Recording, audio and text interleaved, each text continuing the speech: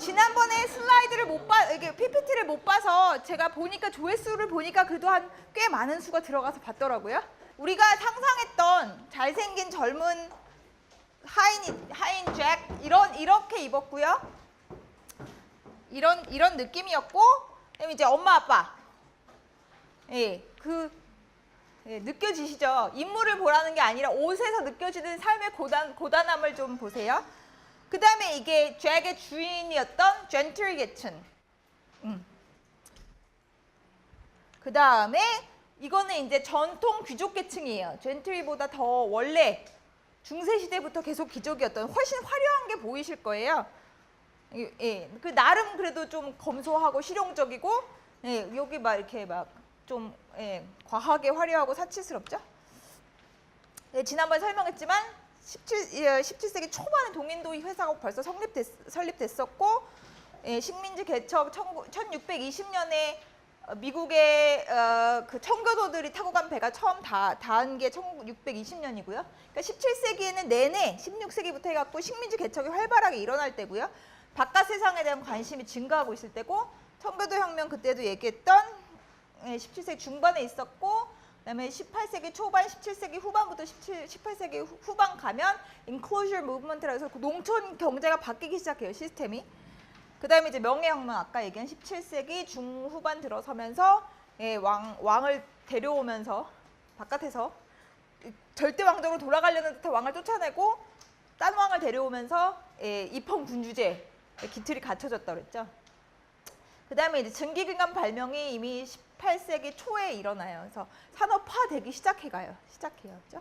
그리고 이제 데니얼 디포, 우리 얘기했던 로빈슨 크루소의 작가고, 데니얼 포, 원래 이름 포였어요. 제가 이거 설명하는 거 잊어버렸는데, 데니얼 포인데 디포라고 자기가 마음대로 바꿨어요. 왜 바꾼 것 같으세요? 느낌 뭐가 달라요? 멋있어요. 귀족들이 어디 지역에 누구 이렇게 하는 안양의 김씨 그렇게 안 하죠 우리. 약간 그 귀족적인 이름에 드가 붙어서 이렇게 하거든요. 그래서 귀족인 척하는 거예요, 한마디로. 그 디포의 삶에서부터 당시 중산층이, 중간 계층이 어떤 식의 삶을 살려고 노력했는지, 어떤 식으로 신분 변화를 추구했는지가 나타나고요. 얘기했지만 사업가였고, 글 쓰는 사람이었고, 뭐 이제 스파이도 했고, 그다음에 로빈슨 크루소를 18세기 초반에 썼죠.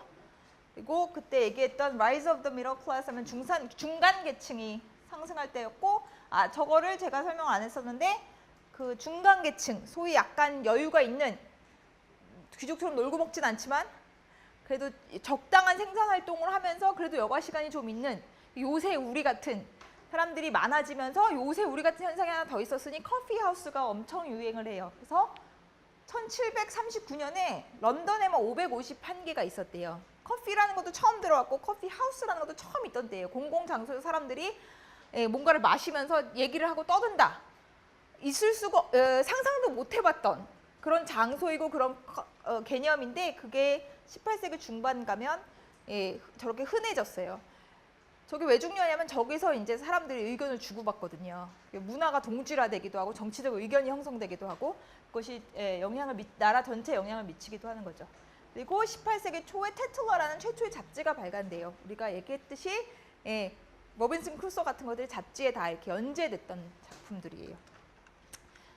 자, 이거 얘기했던 존 로크 개인 개념이 이때 막 형성되고 발전되고, 사람들이 그거에 열광하기 시작했던, 뭔가 새롭다, 이렇게 인간을 생각할 수도 있구나, 자기 주장을 좀 해보자, 막 이럴 때라고 했죠. 존 로크의 실증주의 경험주의 우리 그때 얘기했었고, 제가 뭐 의자 얘기했었죠. 벤치에서 체어로 가고, 접시가 인디비주얼 플레이트 생겼고, 사람 이름이 붙은 방, 누구네 방, 이런 방이라는 게 생겼고, 시계 제가 그림 보여드린다고 했는데, 보면 알겠지만 한 개개인이 들고 다니는 시계가 저렇게 나와서 예쁜 초성화랑 해갖고 각 사람들이 되게 소중하게 갖고 다녔던 줄거리 얘기했고, 이제 로빈슨 크루소의 부분인데, 로빈슨 크루소가 처음 표류한 지 얼마 안 돼서 이제 나 괜찮다 이렇게 스스로를 위로하는 장면인데, 여기에 이성에 대한 그 신뢰가 나타나는데 그 이성이 나타나는 방식이 되게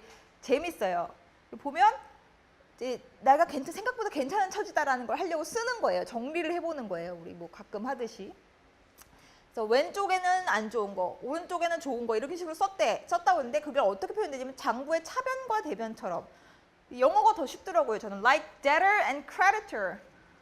그러니까 자기가 빚진 것과 자기 신용도를 비교한 것처럼. 그게 무슨 얘기인지 아시겠죠? 이성이 이런 식으로 이성적으로 내 처지를 생각해보자. 생각보다 괜찮다. 이럴 때 종교적으로 하나님의 은혜구나 이런 거보다 먼저 나오는 게 되게 상업적이지 않아요? 예, 되게 경제적으로 정리가 돼요. 자기 처지가. 장부처럼 정리를 하는 거예요. 기본적으로 이 시대에 로빈슨 크루소가 보여주는 이성, 개인이 가지고 있는 이성이 어떤 식으로 성격이 드러나는지 알 수 있어요. 그리고 이거 제가 얘기했듯이 로빈슨 크루소가 배운 거 없고 기술자가 아니었는데 그 시간도 많고 자원도 풍부한데 또 떨어져서 있다 보니까 그래서 일을 시작하는데 여러가서 한 가지 지적하고 넘어갈 것은 이성이 수학의 실체이자 기원이기에 그리고 이성이 모든 개인에게 있는 거잖아요. 뛰어난 개인에게만 있는 것이 아니라 모든 것을 이성의 의견에 가늠하고 맞춰서 만사를 가장 이성적으로 판단한다면 엄청 강조됐죠. 누구건 온갖 물건의 제조법을 시간이 지나면 다 숙달할 수 있다는 사실이다. 그래서 제가 지난번에 설명했듯이 시간을 들여서 찬찬히 궁리하면서 별의별 걸 다 만들어요. 그래서 열심히 해갖고 다 만들 수 있다. 이 자신감, 이성을 활용한다면 사실 엄밀히 우리끼리 얘기하자면 머리는 엄청 좋아도 손재주가 안 따라주면 또 못 만들 수도 있잖아요. 그런 거에 대한 불안함은 보이지 않아요. 내가 이성만 머리만 쓸 수 있으면 나의 이성에 맞춰서 나를 다룰 수 있고 자연을 다룰 수 있고 자원을 다룰 수 있어서 할 수 있다. 의도한 바는 다 할 수 있다. 어떻게 보면 엄청난 자신감이고요. 어떻게 보면 조금 순진한 것 같기도 하고. 그렇죠? 그 다음에 이제 근대적 개인, 아까 얘기했던 개인이라는 게 상당히 새로운 개념이었고 그냥 우리가 지금 익숙하기 때문에 개인이라고 해서 다 설명되는 것이 아니라 그 개인이 가지고 있던 특징들이 있는데 이성을 사용한다는 점과 그다음에 얘기했지만 여기서 이 사람이 탈출할 생각보다 잘 살 생각을 더 많이 하거든요.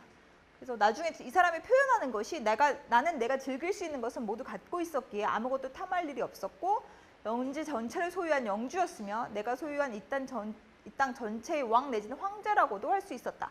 나는 라이벌이 아무도 없었다. 나의 경쟁자가 있어서 나와 왕권의 통수권을 두고 다룰 자가 없었던 것이다. 자기가 왕처럼 새로운 땅을 개척했고 거기를 지배자처럼 상상해요.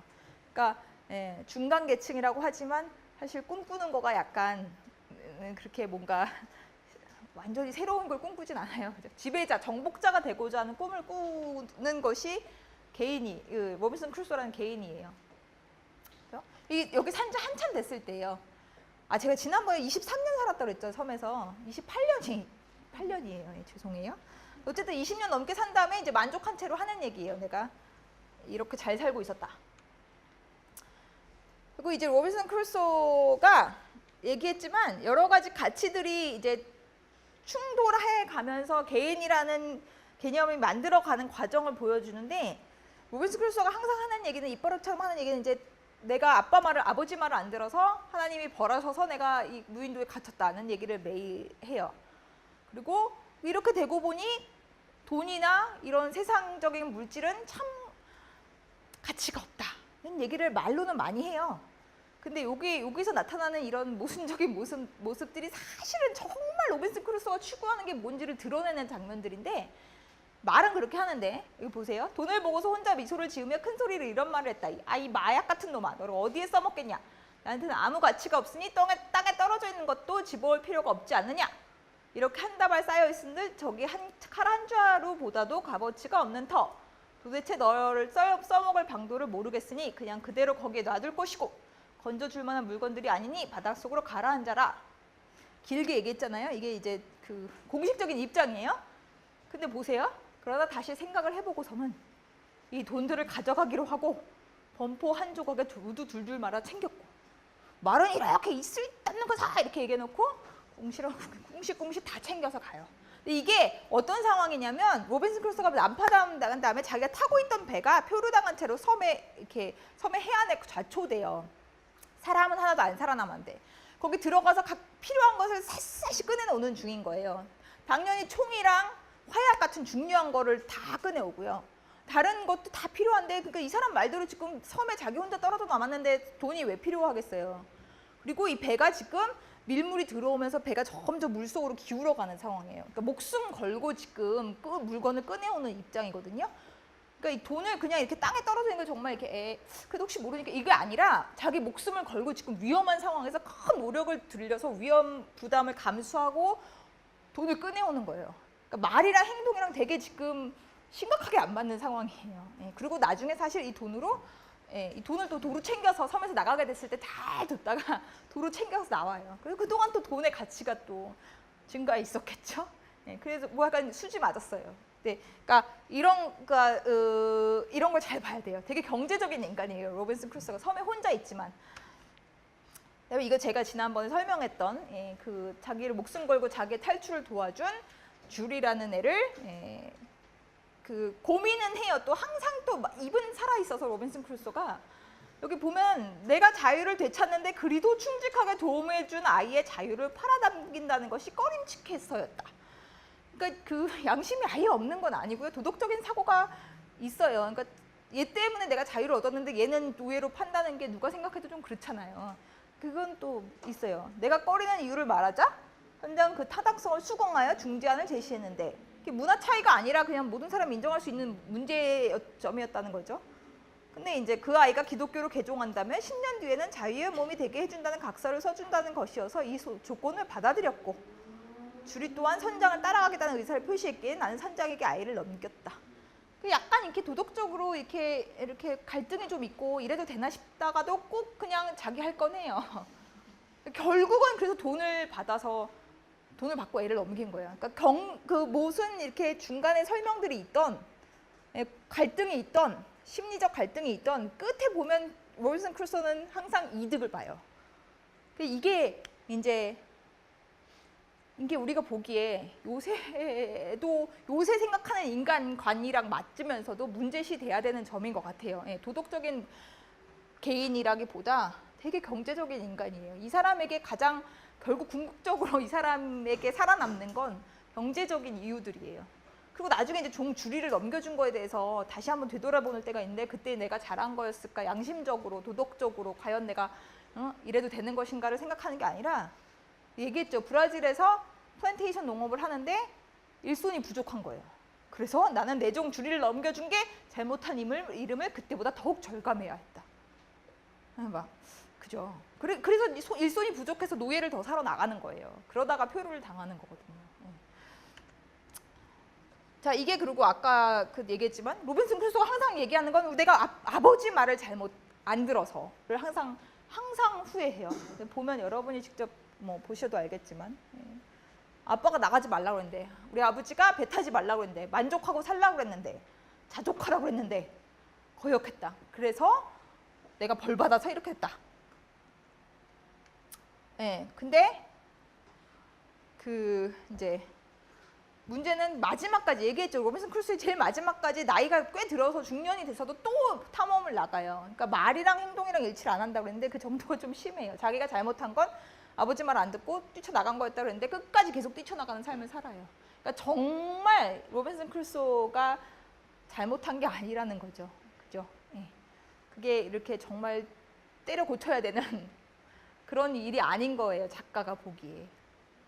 자, 우리 지난번에 얘기했던 형식적 사실주의요. 현실적이 아니라 형식적 사실주의. 죄송해요. 오타예요. 그리고 줄거리가 한 개인의 인생을 중심으로 돌아간다, 구성되어 있다는 거 얘기했고, 그다음에 그 인물이 중간층의 개인, 영웅이 아니라 어떤 신적인 존재가 아니라 그냥 보통 사람이라는 것, 그다음에 배경 묘사에 있어서 구체성을 보여준다는 것. 그것이 로빈슨 크루소라는 소설이 최초의 소설이 등장하면서 보여주는 이후의 소설들이 계승하는 특징이다라고 얘기했어요. 이건 지난번에 한 거니까 빨리 넘어갔어요. 지난번 우리 잭을 상상했잖아요. 이제 오늘은 여자예요. 잭이 우리 오빠예요. 1살 위 오빠. 오빠는 20살. 나는 19살. 오빠보다 인물이 좀 못났어요. 다행이에요. 그래서 여자로 태어난 순간 사실 우리끼리는 얘기지만 우린 망했거든요. 거기 얼굴까지 너무 예쁘거나 너무 못생겼잖아요. 인생 완전 꼬인 거예요, 우리는. 그래도 그나마 못생기진 않았지만 그렇게 예쁘지도 않고 적당히 단정하게 생겼어요. 그래서 오빠 들어간 집에 나도 취직했어요. 나는 주로 이런 일을 있고요. 우리 여주인, 우리 마님의 뒤치다거리를 하는 걸 도와드려요. 엄마 아빠는 똑같아요. 아까 봤던 그분들이에요. 그래서 우리 집에 내가 여기서 쫓겨나면 큰일 나는 거예요. 우리 엄마 아빠가 나를 먹여 살릴 수가 없어요. 예전에는 우리 엄마가 처녀 쪽에는 결혼을 안 한 딸이, 다 장성한 딸이 집에 있어도 별 문제가 없었어요. 왜냐하면 여자들이 집에서 경제적인 일을 할 수 있는 게 있었는데 그게 옷감을 잡는 거였어요. 그래서 부지런히 옷감을 자서 옷감을 만들어서 조금 팔고 그러면 집에서 경제적인 도움이 됐어요. 근데 시대가 많이 바뀌어갖고 옷감을 이제 집에서들 안 짜요. 전문 집조공들이 생겼어요. 그 사람들이 훨씬 잘 짜고 빨리 짜고 그러기 때문에 돈을 조금 주고 그걸 쓰는 걸로 바뀌었어요. 그래서 다 큰 여자애가 집에 있으면 그냥 식량만 축내는 거예요. 아주 눈에 가시거리가 됐어요. 이 무렵에 스핀스터라고 노처녀를 아주 부정적으로 일컫는 단어거든요. 이때쯤부터 등장하기 시작해요. 그 전까지는 노처녀라는 거가 그렇게까지 뭐 문제가 되진 않았어요. 좀 어쩌나 이 정도였지만 집안에서 써먹을 수가 있었으니까.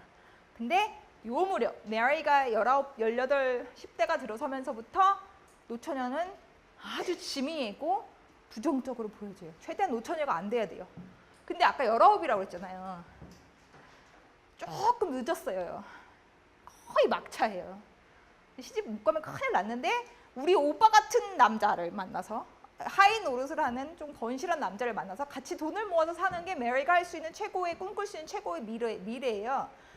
근데 16이면 좋을 걸. 조금 나이가 들었어요. 그게 조금 이제 걸려요. 약간 지금 마음이 급하긴 해요. 그렇다고 또 아무 남자나 덜썩덜썩 호감을 보였다가는 뭐 여자가 저렇게 덕이 없이 이렇게 되기 때문에 상당히 입장이 지금 곤란해요. 잭보다 삶에서 선택할 수 있는 그 선택지가 훨씬 적은 거예요.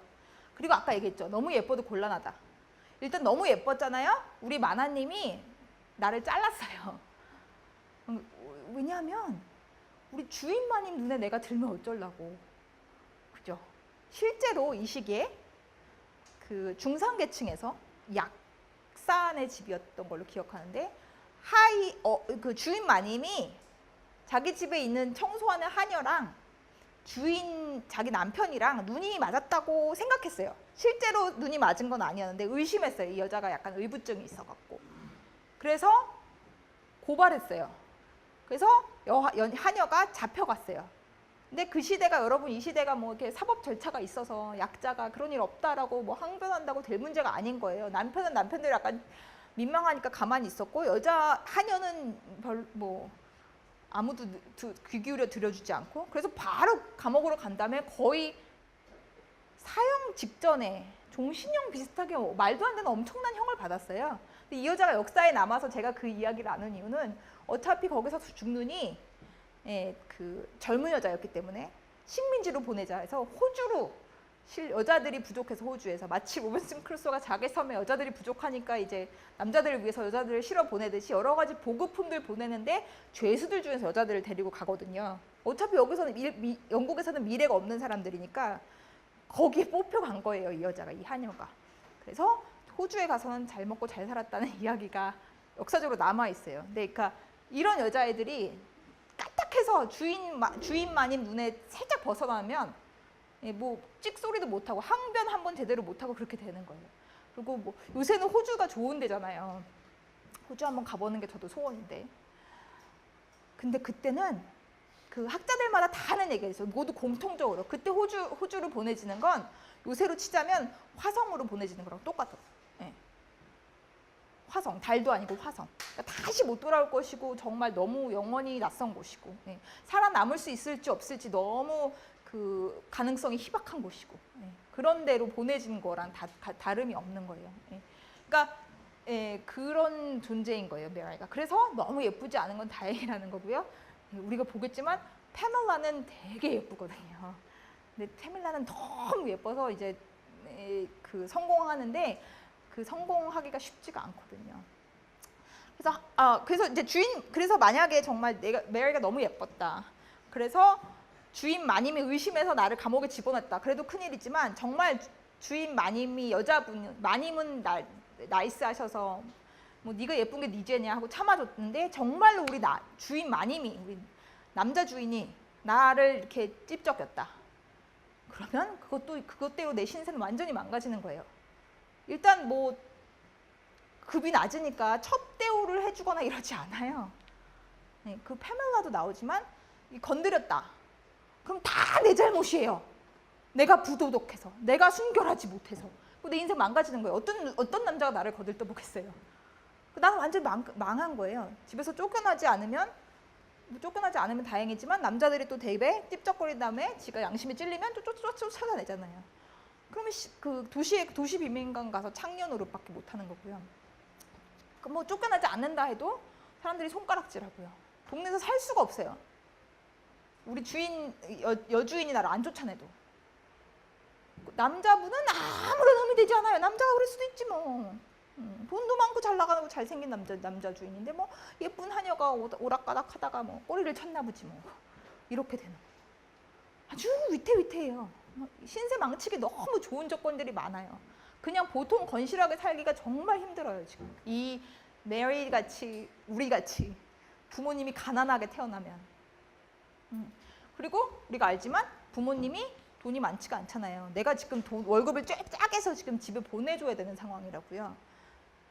그러니까 부모님이 지참금을 얹어서 내가 시집을 보내주는 건 당연히 꿈도 못 꿀 거 아니에요. 그러니까 정들어서 결혼을 하는 수밖에 없어요. 사랑해서. 어떤 남자가 나를 보고 내 지참금을 보고 결혼하진 않을 거라고요. 그러니까 나랑 정말 눈이 맞는 수밖에 없어요. 사랑이 중요해요. 누가 나만을 나 그대로 사랑해줘야 돼요. 네. 그게 중요해진 거예요. 그리고 결혼을 한다 해도 집안에서 어떻게 해줄 수가 없어요. 내가 버는 거랑 그 남자가 버는 거랑 같이 만들어 가야 돼요. 가족이 핵가족화가 시작돼요. 옛날처럼 농사 지으면서 대가족이 다 같이 모여 살면서 농사를 위해서 인원들이 필요한 거잖아요. 그죠? 애기 낳아놓으면 할머니, 할아버지들 애기 봐주시고, 그러니까 밭에 나가서 농사 못 짓는 사람들이 애기 육아 노동으로 투입되고 젊은 사람들 다 농사 짓고 이렇게 해서 그 가족이 대가족으로 있어야 되는 이유가 있었다고요. 농경 사회에서는. 산업화가 진행되고 도시로 사람들이 몰리고 농장이 대농업, 뭐라 그러죠? 그러니까 상업 농업화가 시작되면서 핵가족화가 시작돼요. 그래서 엄마 아빠가 도와주거나 엄마 아빠가 같이 살거나 이런 걸 기대 못 하고요. 둘이 어떻게 해야 돼요. 그리고 여자 입장에서는 아까도 얘기했지만 이렇게 금수저를 물고 태어나지 않은 아가씨들은 사랑이 중요해지는 거예요.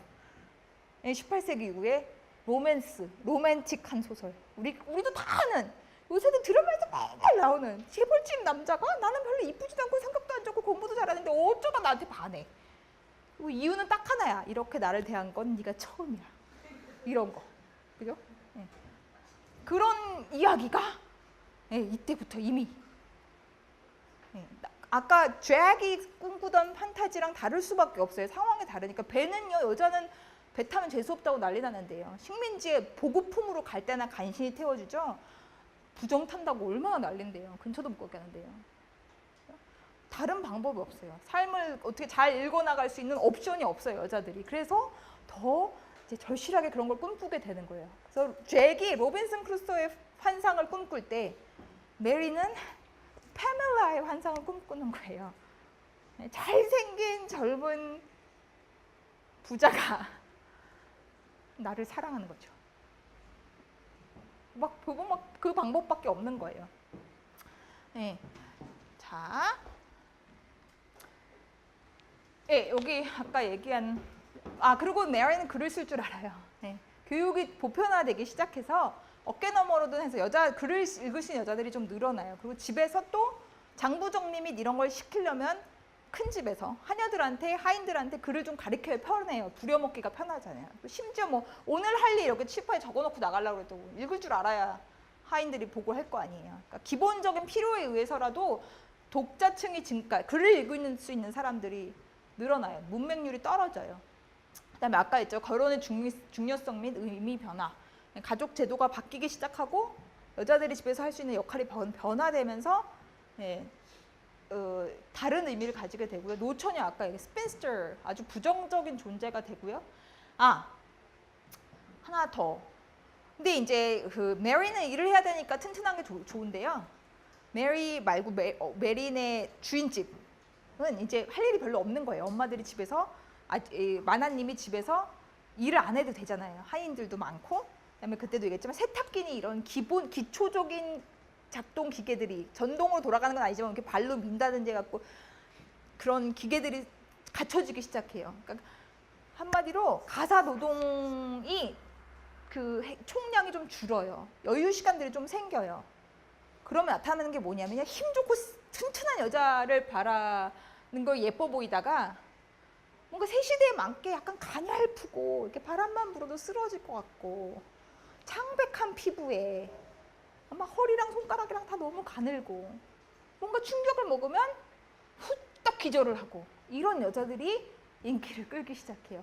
섬세한 여성상이 이제 아리따운 여성상으로 뭔가 등장해요. 네. 그래서 페멜라를 보면 우리가 보면 알겠지만 위기의 순간에 정말 시기적절하게 기절을 해요. 이것도 능력이다. 막 이렇게 식으로. 네. 그게 이제 이상적으로 보이는 거예요. 그리고 그게 이제 상류층에서 그런 게 이상형이 통하면 내 비록 그럴 수 있는 처지는 아니지만 메리도 그게 예뻐 보이는 거죠. 나는 머리가 이렇게 또 억세지. 나는 손이 왜 이렇지. 약간 이렇게 되는 거예요. 그다음에 여성 인권 아까 얘기했지만 여자들이 훨씬 옵션이 적고요. 뭐 이렇게 누가 나를 고소하면 내가 항변해도 아무도 들어주지도 않고요. 19세기 후반에 가서야 법적으로 여자가 존재로 being으로 갑을 뭐 이런 거 있잖아요. 갑도 올도 아니었던 거예요. 여자는 그 전까지는 존재하질 않았어요. 영국 법률상에서. 그 얘기가 무슨 얘기냐면 결혼을 하잖아요. 내 재산은 내가 번 것이든 우리 엄마 아빠가 만들어서 나한테 물려준 것이든 그냥 자동적으로 내가 뭘 사인을 하고 이런 게 아니라 그냥 자동적으로 남편께 돼요. 왜냐하면 나는 소유권이 없어요. 내가 법적으로 존재를 안 하는데 내가 무슨 소유권이 있어요. 권리가 아무것도 없어요. 그냥 자동적으로 남편 거가 돼요. 남편이 그래서 이혼하기가 조금 힘들긴 해요. 왜냐하면 너무 그러면 나쁜 놈이 걸리면 곤란해지니까 여자들이. 그래도 어쨌든 이혼을 뭔가 이렇게 꼬투리를 잡혀서 바람 폈다는 이렇게 증거를 남자가 만들어서 나를 이혼했다. 그러면 내가 예를 들면 내가 부잣집 마나님 부잣집 딸이었고 우리 남편은 한 푼 없는 알거지를 내가 사랑해서 남편을 맞았어. 근데 이제 살다가 남편이 나더러 바람 폈다고 그래서 내가 쫓겨났어. 내가 이혼당했어. 그럼 내 재산이 나는 알거지로 쫓겨나는 거예요. 다 남편 거가 돼요. 그리고 자식도 양육권 권리가 없으니까 나한테 내가 낳은 자식도 한 번 얼굴 못 봐요. 나는 그냥 쫓겨나는 거니까. 그러니까 그 정도의 그러니까 권리가 없는 거예요. 인권이라고 말하기도 민망한 게 없어요. 투표권이 없는 건 당연하고요. 남자보다 지적으로 떨어지는 존재라고 여겨진 것도 당연하고요.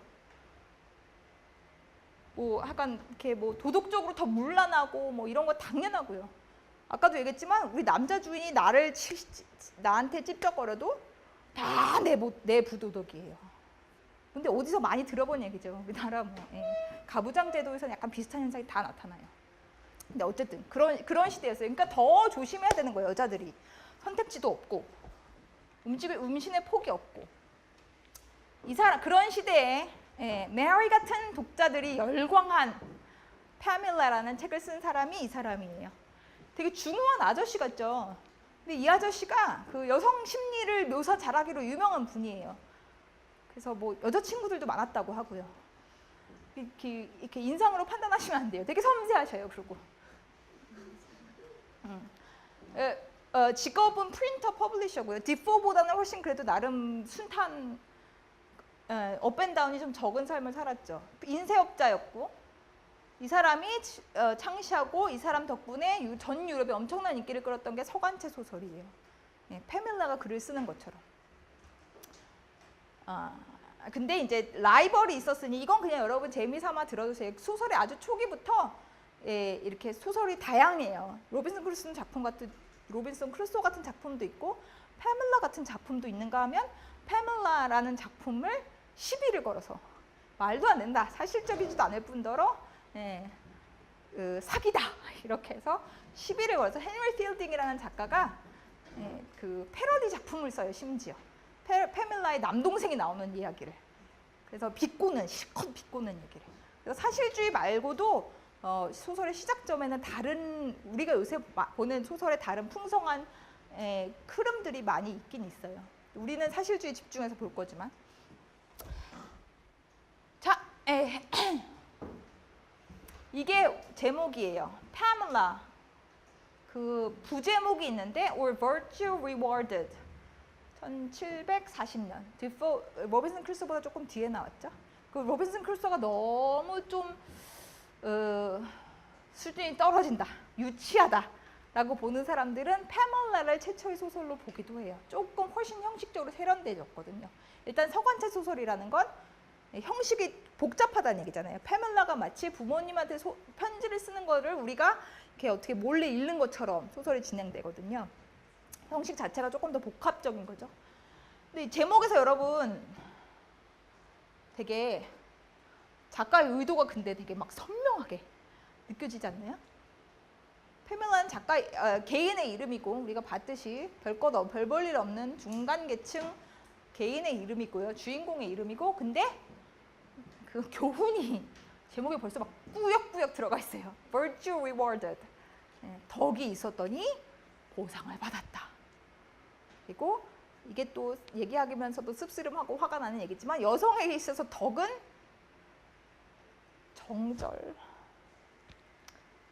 정절이에요. 뭐 낯설지 않잖아요. 옛날에 우리 그 선조들이 가지고 있던 은장도나 특별히 뭐 대인배이고 이럴 필요가 없어요. 정절만 잘 지키면 virtue rewarded. 그 제목 표지죠.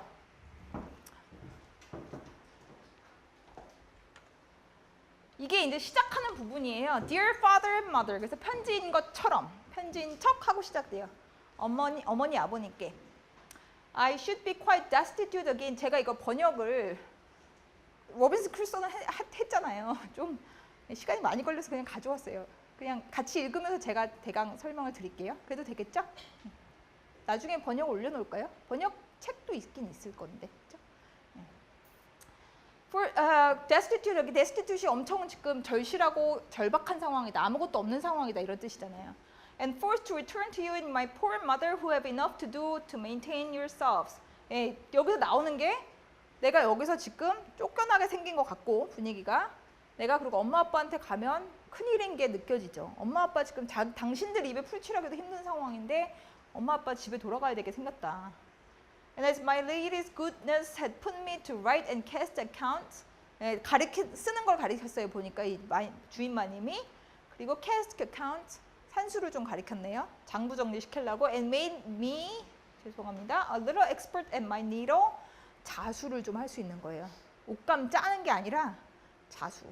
그러니까 좀 and otherwise qualified above my degree. 내 신세, 내 신분보다 위에로 나를 자격을 갖춰왔다는 얘기예요.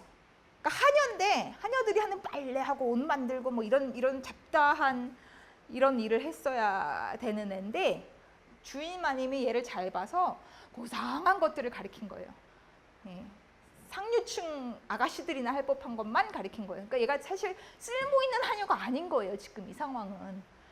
It was not every family that could have found a place that your poor Pamela was fit for. 그러니까 다른 집에 가서 내가 일자리를 못 구한다는 얘기예요. 이런 하녀는 쓸데가 없는 거예요. 한마디로. 왜 얘가 쫓겨나게 생겼다고 생각하냐면 주인 마님이 돌아가셨어요. 그래서 얘가 큰일 났다 엄마. 나 딴 집에 취직하긴 글렀고 이제 어떡하죠? 이렇게 하다가 어떤 일이 또 묘사가 되냐면 주인 마님이 죽기 직전에 자기 아들 Mr. B. 그때 한번 생각해 보세요, 여러분. 여주인공은 파밀라라고 이름이 나오고요. 남자 중에 이름이 끝까지 안 나와요. Mr. B라고 이니셜로만 나와요. 어쨌든 Mr. B가를 이제 임종시에 유언을 남겨요. 파밀라랑 이제 내 가솔들을 책임져라. 그리고 파밀라를 특별히 잘 부탁한다고 애절하게 부탁을 해서 그 Mr. B가 가솔들을 식솔들을 엄마가 자기 어머니가 데리고 있던 식솔들을 다 그냥 유지하기로 해요.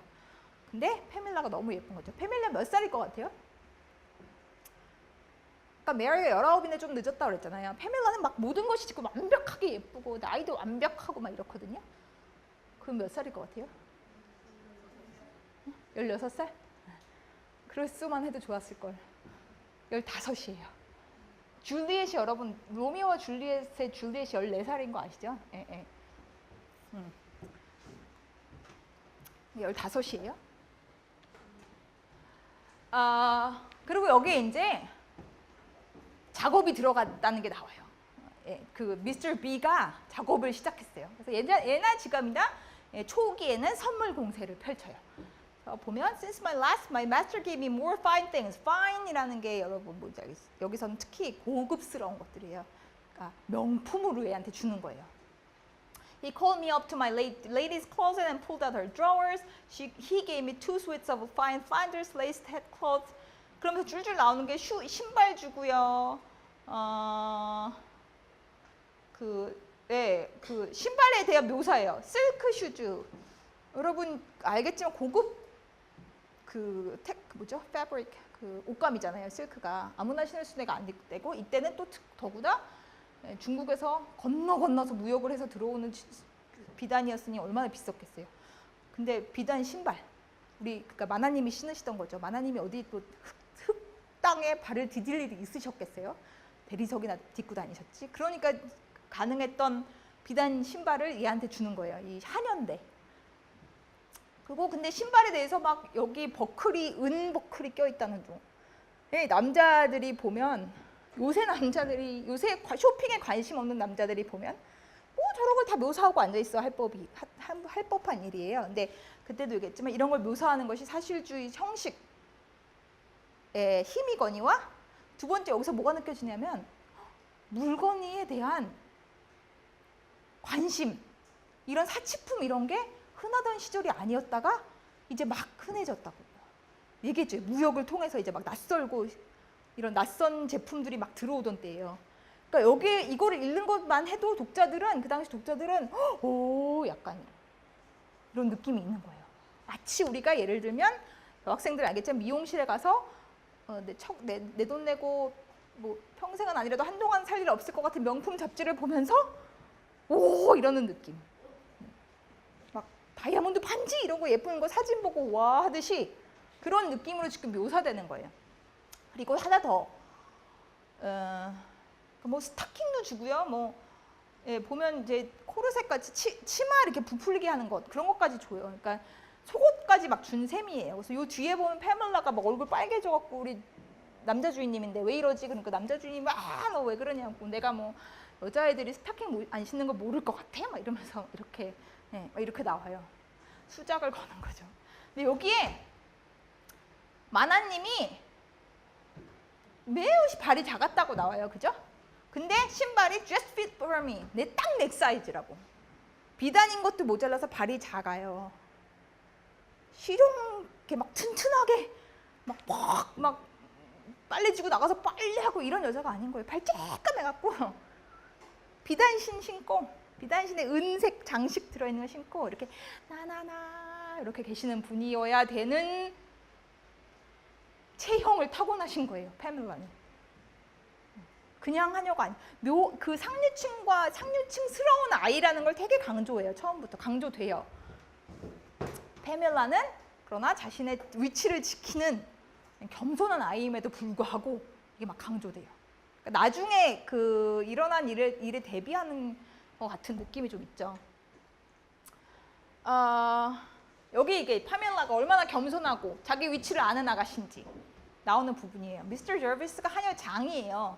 근데 이제 얘기하는데 if he can stoop to like such a poor girl as me, 그러니까 미스터 B가 윗사람이니까 나 같은 거를 좋아할 정도로 이렇게 몸을 낮춘다면 and perhaps he may, for I have read of things most as strange from great men to poor damsels, what can it be for?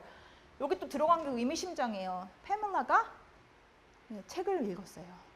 그래서 15살짜리고 자기 집과 이 주인마님 집밖에 모르지만 의외로 인생사 돌아가는 일을 알아요. 그래서 우리 주인 같은 사람이 나를 좋아한다면 좋아할 것 같진 않지만 라고 하지만 또 뒷붙인 말이 그런 일들이 일어난다고 날 알고 있다는 거예요. 왜 그러겠냐? He may condescend perhaps to think I may be good enough for his harlot. 그의 창녀가 되게 날 적합하다고 생각할지는 모르겠으나 And those things don't disgrace men that ruin poor woman. 여기 나오죠. 현실인식은 정확해요. 지금 자기가 처 있는 위치가 어떤 상황인지 정확해요. 남자한테는 불명예가 되지 않는 거예요. 예쁜 하녀 좀 건드렸기로서니 남자의 사회생활에 아무런 문제가 되지 않는 시대예요. As the world goes. 그런 시대이죠. 그런 세상이에요. But so if I was wicked enough, he would keep me till I was undone and till his mind changed. 자기가 이 남자의 구애에 응한다 해도 완전 그 남자의 입맛에 따라 언제든지 버려줄 수 있는 상황이라는 거 아는 거예요. 그러니까 너를 아니다. 나는 너랑 연애 못한다라고 해도 지금 위험하고요. 네가 감히 이런 얘기를 하는 거였거든요. 네가 뭔데 우리 주인님 같이 높은 분이 너 좋다는데 이렇게까지 네가 콧대 높게 구냐. 그럴 때 얘가 하는 얘기가 그렇다고 내가 예스를 하고 연애를 한들 내 상황이 나아지는 게 뭐가 있냐 이거예요. 엄청 위험한 건 똑같은 거예요.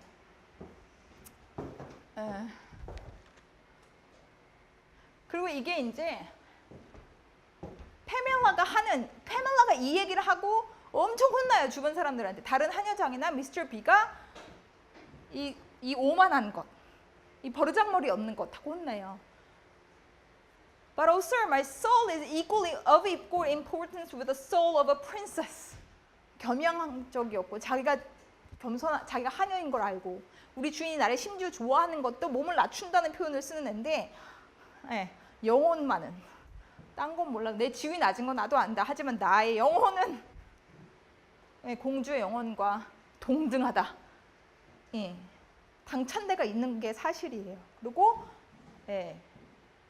이 튜운이 이 비슷한 주제가 또 반복돼요. 이 영국 여성 소설가들이 쓰는 작품 중에 몇 번 반복돼서 나와요. 프린세스가 다른 걸로 변해가긴 하지만 비록 내 사회적 친분이 낮은 거 알지만 내 영혼은 남들과 동등하다는 더 높은 사람들과 동일한 가치를 지니고 있다는 믿음이 반복돼서 나올 거예요. 여기서 시작돼서. 그리고 이제 though my quality is inferior to that of meanest slave. 여기서 나오는 게 뭘 볼 수 있냐면 당시 이제 등장해서 신분이 위로 올라가기 시작하던 사회적인 영향력을 행사하기 더 확대해 나가기 시작했던 중간 계층이 가지고 있는 자부심의 근거를 찾아볼 수 있어요. 영웅적으로는 종교적으로는 동등하다는 거예요. 다른 걸로는 내가 귀족 계층에 비해서를 넘볼 수 없지만 영적인 눈으로 보면, 종교적인 눈으로 보면, 하나님 앞에서 보면, 그리고 영국이 우리가 봤지만 계속 종교 때문에 갈등을 많이 겪었던 나라거든요. 종교적으로 예민한 나라예요. 이거를 외치는 거예요. 결국 너랑 나랑 동등하고 심지어 내가 내 자리를 잘 알고 내가 도덕적으로 우수하게 살면 너보다 더 나을 수도 있다. 는 주장의 근거를 이런 데서 찾아요. 이런 데서 시작하는 거예요. 그리고 여기 보세요. 이제 같은 게 어떻게 발전되는지 나와요. This proud letter of the lowly Lady Davers. Lady Davers예요. 그 lady. 우리말로 마나님 하여간 그 상류층.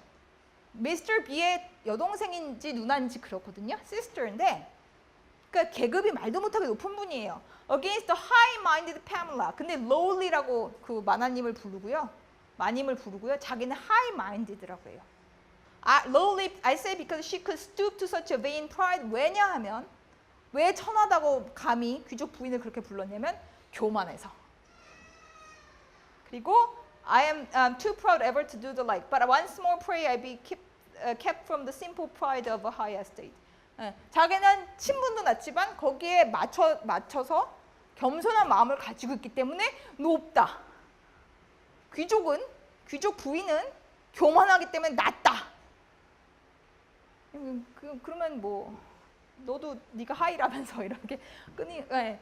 근데 무슨 얘기인지 알겠죠? 도덕적인 근거를 가지고 자기를 더 높게 생각할 수 있는 게 이미 마련되어 있고 페멜라 같이 15살짜리가 이미 그걸 실행하고 있는 거예요. 당시 페멜라가 보여준 중상계층의 자부심, 힘, 귀족계층을 향해서 외칠 수 있는 권리 주장이 어디서 나오는지 알 수 있어요. 네. 그리고 나서 이제 여러분 이거를 얘기하기 전에 제가 페멜라 줄거리를 잠깐 설명할게요. 다 아는 여러분 얘기예요. 하녀가 예쁜 하녀가 있었고 잘생기고 젊고 사회적 지위가 엄청 높은 주인님이 미스터 B가 사랑에 빠져서 결혼을 했다는 얘기인데 그 어려움이 있었겠죠. 미스터 B가 처음에는 선물 공세를 하다가 페멜라가 흔들리지 않고 말대꾸를 꼬장꼬장 하니까 짜증이 나서 에라이 그럼 하고 그 주변 미세스 저비스나 이런 하인들의 도움을 좀 받아서 이렇게 막 숨어 있다가 나와서 덮치고 막 이런 걸 해요. 한 번은 심지어 그 침실에 페멜라 침실에 몰래 들어갔다가 침대 위에서 덮쳐요. 그래갖고 여러분 이때 막 포르노도 없고 인터넷도 없고 막 이러던 때예요. 그때 막 그 이 장면이 나왔을 때 독자들의 그 호응도 및 흥분도를 상상할 수 있겠어요? 얼마나 육감적이었겠어요. 이렇게 막. 네. 근데 페멜라가 아까도 얘기했지만 절대적인 위기의 상황에서는 확 기절을 해버려요. 근데 또 미스터 B가 그래서 소리를 지르고 기절했는데 식은땀을 막 흘리고 애가 죽은 것처럼 돼서 미스터 B가 물러나요. 그리고 페멜라는 계속 애원하는 게 그거예요. 미스터 B는 그래서 심지어는 어떤 방법까지 마련했냐면 네가 아까 페멜라가 뭐 네가 날 좋아해서 내가 애인이 된다 한들 네가 버리면 나는 그만 아니냐 이런 논리가 있으니까 그러면 내가 네가 나 애인이 된 다음에 네가 도덕적으로 욕도 먹을 거고 뭐 여러 가지 뒷일도 걱정되고 그러면 내가 우리 집에 저쪽 영지에 목사가 있는데 파스터가 있는데 그때 지주가 목사한테 그걸 줬거든요. 교구를 줬거든요. 교구 목사가 있는데 그 사람이 아직 결혼을 안 했어. 그 사람한테 내가 편지를 써서 너랑 결혼하라고 해줄게. 그러면 너는 나랑도 즐기고 내가 주는 그 돈도 받고 내가 주는 사치품이나 이런 것도 받고 결혼해서 남편도 얻고 잃는 게 없는 장사지 않느냐는 제안까지 해요. 근데 거기서 느껴지는 그 미스터 B의 도덕의식이 상류층의 도덕의식이 중간계층 페멜라가 가지고 있는 것과 얼마나 다른지 아시겠죠? 마무리가 되면 된다는 거예요. 내가 뒤를 책임져 주마 이러면 된다는 거예요. 미스터 B는. 페멜라는 그렇지 않죠. 난 죽어도 못한다. 엄마 아빠 집으로 보내달라고 맨날 빌어요. 페멜라는. 그리고 이 모든 과정을 우리가 읽게 되는 거는 페멜라가 계속 편지를 쓰기 때문이에요. 어떻게든 편지를 써서 엄마 아빠한테 보내고요. 못 보내는 상황이 되면 옷에다 꼬매고 막 그 코르셋에다 꼬매고 그래서 몸에 다 두르고 있어요. 그래서 그것도 이 페멜라가 자기 주제를 모르는 나쁜 정신머리 없는 계집애라고 욕을 하는 사람들이 욕하는 포인트 중에 하나예요. 주제를 모르고 어디서 하녀가 맨날 글을 쓰고 앉아 있고 그러니까 글을 쓰면서 일어나는 일은 자기 해석을 하잖아요. 자기 입장을 표출하게 된다고요. 그냥 수동적으로 있는 게 아니라 글을 쓰는 동안 주체적으로 해석을 한단 말이에요. 무슨 일이 일어나고 있는지. 그거를 이제 또 그 상류층 사람들은 안 좋아해요. 그래서 어쨌든 그렇게 한번 겁탈당한 위기가 있은 다음에 그래도 안 저항하고 뭐 이렇게 하니까 집으로 보내주마. 그리고 집으로 드디어 마차를 해서 보내줬어요. 보내주는 줄 알았어요, 페멜라가. 근데 사실 더 시골에 있는 더 탈출하기 힘든 곳으로 보낸 거였어요. 페멜라를. 그래서 완전히 거기 저택 묘사가 나오는데 링컨셔에 있는 그 지방에 있는 영지의 그 주택 묘사가 나오는데 완전 감옥이에요. 묘사가 보면. 거기 갇히고 여기는 아까 나왔던 미세스 저비스는 그래도 말이 좀 통하고 페멜라 불쌍하다 이런 마음이 있는데 거기서는 이름도 좀 사악한 미세스 듀크스라고 더 남자 같고 더 거칠고 파멜라를 향한 연민이라고 눈꼽만치도 없는 여자가 감옥 간수처럼 마치 거기서 파멜라를 가두고 있어요. 그리고 뭐 다 아시겠지만 거기다 왜 보내놨겠어요? 이제 미스터 B가 당연히 와서 이제 어떻게 해보려고 또 하는데 거기서 이제 좀 웃긴 장면들이 있어요. 이 남자가 남자분이 하도 페멜라가 경계를 하고 뭐 하고 심지어는 그 교구 목사한테 몰래 편지까지 해갖고 나 좀 구출해달라고 막 메시지 보내고 애가 난리를 치니까 자기도 나름 머리를 쓴답시고 미세스 듀크스의 도움을 받아서 여하녀 복장으로 변신을 해요. 변장을 해요. 그리고 하녀인 척해갖고 그러니까 그 시각적으로 상황적으로 보여주는 거죠. 미스터 B가 얼마나 사실 도덕적으로 급이 낮은 건지를 그렇게 해서 보여주는 거예요. 근데 어쨌든 또 그건 막 되게 그 흥분되는 되게 에로틱 영화에 나오는 뭐 그런 장면처럼 막 연출이 돼요. 막 이제 기도하고 문 잠그고 페밀라가 문을 안 잠그면 안 자거든요. 근데 뭐 문 잠그고 아무도 못 들어오게 하고 근데 갑자기 이제 쫙 옆에서 한연 동요하는 줄 아는데 더 어린 한연 줄 알았는데 쫙 벗으면서 이제 미스터 B가 퍽 나타나서 침대 위로 퍽 던지고 애를 그 위로 턱 누웠는데 페밀라가 또 적당하게 경기를 하면서 기절을 또 해버려요. 미스터 B 그러니까 사실 범죄자잖아요. 이쯤 되면 그렇지 않나요? 뭐 아름다운 사랑이야 이런 이야기야 이렇게 느껴지는 부분이 있었나요 여지껏? 그죠 큰일 날 사람이에요. 요새 같았으면 범죄자예요. 전자발찌 차고 있어야 돼요. 그죠? 근데 이제 그나마 나중에 이제 미스터 B랑 결혼을 시켜야 되니까 작가가 나름 그래도 미스터 B를 이제 너무 인간 세계의 쓰레기는 아니다 이런 걸 묘사를 좀 넣어줘야 되잖아요. 그래서 들어가는 게 이제 미스터 B가 마음이 조금 약해서 페밀라가 이제 죽은 것처럼 되면 이제 물러나요. 고점 하나? 잘 모르겠어요. 저는 미스터 B를 별로 안 좋아해서. 네. 그리고 이제 애가 정말 죽었구나라고 느꼈고 애가 이제 경기하고 기절하는지 뭐 몇 시간 동안 정신 못 차리고 막 이래서 이제 미스터 B가 물러나오고 그 다음에 이제 얘기를 해요. 너 진짜 그럴래? 그러다 이제 사건이 변화되는 두 사람의 관계가 변화되는 게 페밀라의 편지를 들켜서 미스터 B가 다 갖다 읽어요. 편지를 내놓으라. 그리고 미스터 B의 심정이 변화하기 시작하는 게 페밀라의 편지를 읽고 심정이 변화하기 시작해요. 그래서 페밀라가 원하는 대로 집에 보내주마 해서 집으로 가고 있었는데 미스터 B가 애절하게 편지를 쓰죠. 너 없으면 나 못 살겠다. 이래서 이상하게도 페밀라가 마음이 변해요. 돌아와요. 그래서 결혼을 해요. 뭐 이렇게 우여곡절들이 있어요. 이게 아까 얘기했던 미세스 데이비스 같은 그 미스터 B의 일가 친척이 가만히 있겠어요? 어디서 듣도 보도 못한 천한 것이 우리의 이 멋진 그 귀족 아가씨들도 결혼하기 힘든 때거든요. 뭐 오만과 편견 이런 데 보면 나와요. 신분이 괜찮은 집 아가씨들도 어쨌든 남자를 못 잡으면 미래가 없는 시대라서 20대 이후의 삶은 다 날아가는 거라서 다른 식으로 삶을 운영할 수 있는 방법이 없어서 남자를 잡는 것밖에 없어서 사회 구조가 그렇게 생겨먹어서 귀족 아가씨들도 상류층 아가씨들도 남자 잡기 혈안이 돼 있다고요.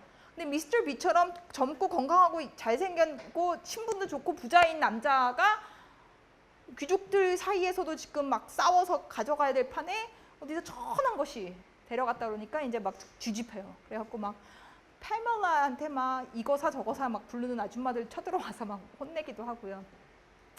그런 게 결혼하고 나서 결혼할 무렵부터 해서 거기에 페밀라가 어떻게 적응하고 페밀라가 덕으로 모든 사람들을 어떻게 감복시키고 그랬다는 얘기가 소설의 뒷부분에 3분의 1이나 돼요. 그냥 이렇게 행복하게 잘 살았더라. 근데 좀 힘들었지만 그래도 잘 넘겼더라. 이렇게 끝나는 게 아니고요. 3분의 2가 연애하고 구애하는 얘기고 나머지 3분의 1 몇백 페이지가 이런 걸 어떻게 극복했고 그 다음에 페밀라랑 미스터 B가 어떻게 살았는가. 그러니까 매일매일의 삶을 어떻게 구성했는가. 그래서 따로 자요. 부부가 각방을 쓰는 때라서 뭐 각방을 쓰는 때고 파멜라는 아침에 가서 뭐라고 점심에 가서 뭐라고 이런 거가 한참 나와요. 그러니까 리처슨이 거기서 하고 싶은 건 이렇게 살아라. 여성들이여 이렇게 살아라. 남편들과의 관계에서 이렇게 살아라. 이런 얘기를 하고 싶은 것 같아요. 근데 여기가 이제 러브라는 얘기가 처음 등장하는 꽤 중반부 넘어가서 그 3분의 2 지점 거의 다 가세요. 결혼하기 좀 전에 가서야 러브라는 말이 나와요. 왜냐면 그 전까지는 거의 일방적으로 스토킹하는 거잖아요. Love did I say, but come, I hope not. At least, 오타가 맞네요. It is not, I hope, gone so far as to make me very uneasy. For I know how, not how it came or when it began, but crept, it has like a thief upon me. And before I knew what was the matter, it looked like love. 페멜라가 하는 얘기예요. 그쵸? 그러니까 로맨틱한 사랑이라는 개념이 생각보다 단순한 컨셉이 아닌 거를 알려주는, 봐야 돼요. 우리가 여기서 여자들이 막 이렇게 멋진 남자가 백마탄 왕자를 기다리는 건 뭐 옛날부터 그랬고 지금도 그런 것 같지만 생각보다 그런 사랑, 한눈에 반하는 사랑 이런 개념이 단순하지가 않아요. 여기서 어떻게 작동하고 있는 줄 아세요?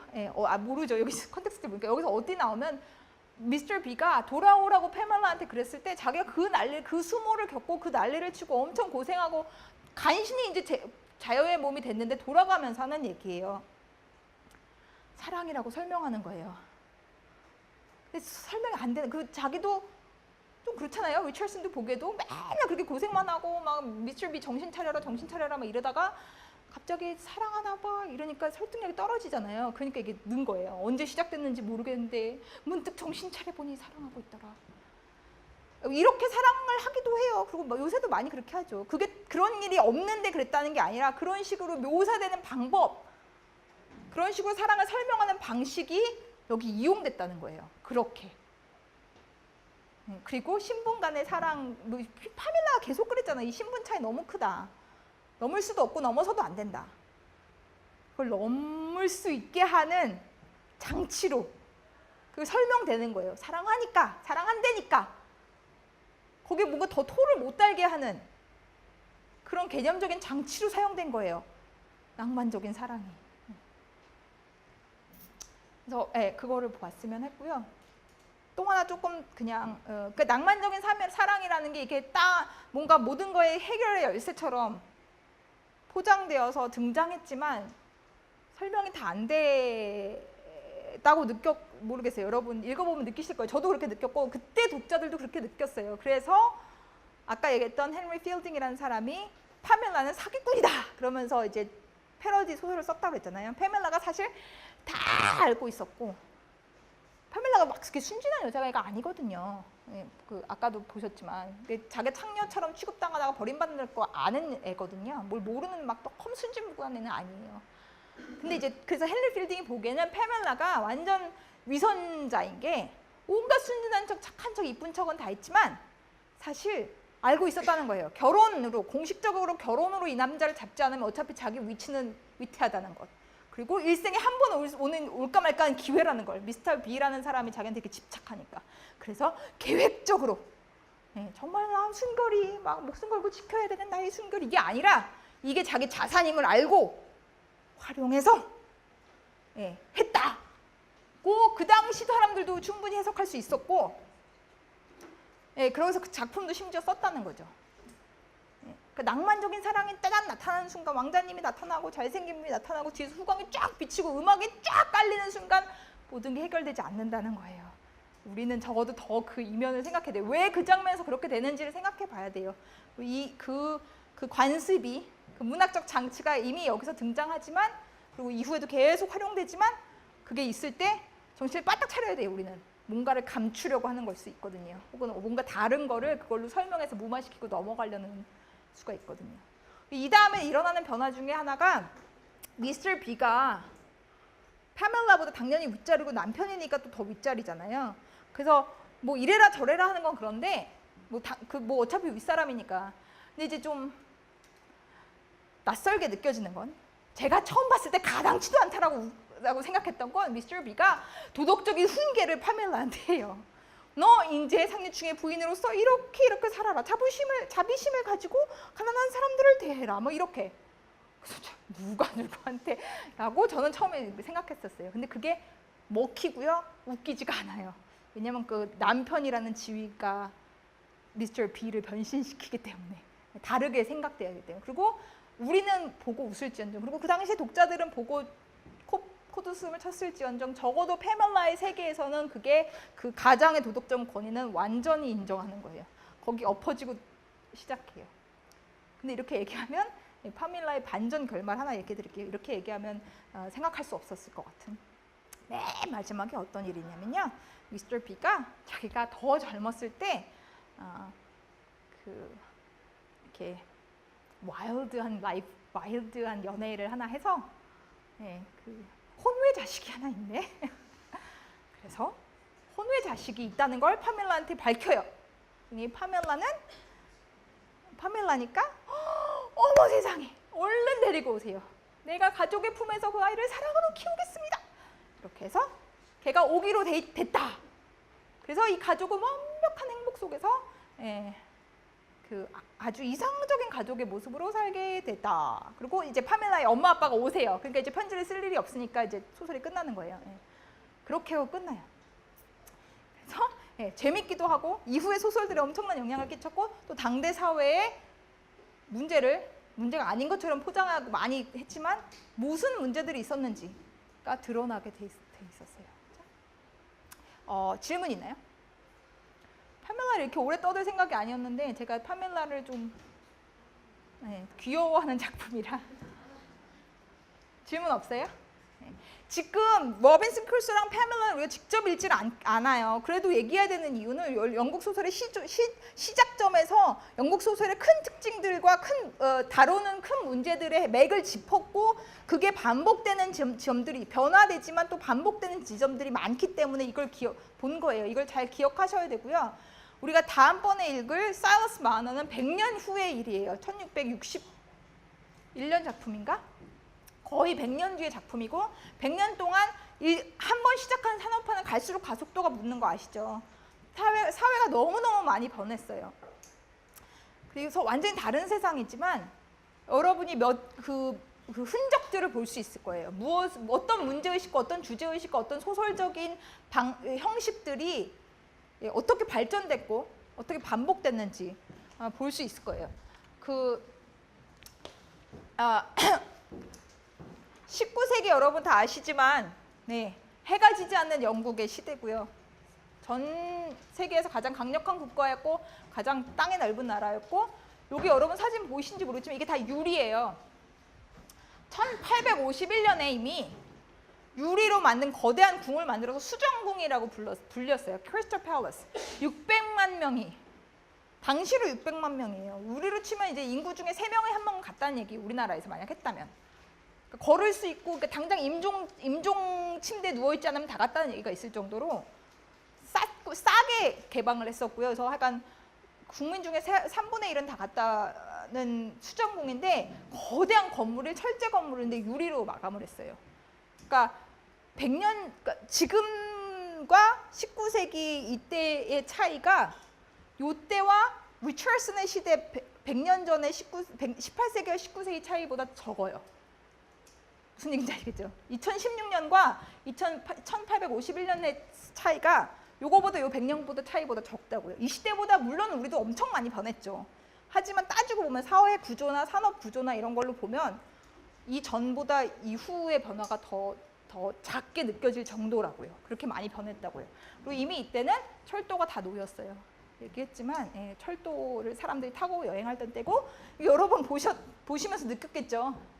그림이 아니에요. 사진이에요. 1851년 때 사진이 이미 있었어요. 조금 더 지나면 영화 나오고요. 그런 시대 때 글을 쓴 글이고요. 마지막으로 조지 엘리엇에 대해서 잠깐만 얘기할게요. 원래 이름이에요. 메리 앤 에반스. 되게 여성적인 이름인데 필명이 조지 엘리엇이었고요. 저렇게 생기셨어요. 엄청 지적인 여성이었고요. 관습에 얽매이지 않는 여성이었어요. 결혼을 안 하고 어떤 철학자랑 그러니까 부인이 있는 철학자랑 결혼을 안 하고 오래 같이 살았고요. 그다음에 그 철학자가 죽은 다음에 또 홀로 된 다음에 연세가 많으실 때 자기보다 20살 연하의 청년과 또 결혼을 하시는 그 당대로서는 되게 파격적인 자유부인 아니죠. 하여간 자유롭고 진보적인 생각을 가지고 본인은 살았는데 그러나 이제 이름에서 느껴지시죠. 남자 조지 티피컬한 남자 이름이잖아요. 여성들에게 대해서 가지고 있는 여성 작가들에게 대해서 가지고 있는 편견을 벗어나기 위해서 남자 필명을 썼어요. 예. 그런 것들을 생각하면서 여러분 사일러스 마이너의 Chapter 1, 그러니까 1장, 2장을 읽어오시면 돼요. 다음 주 화요일까지.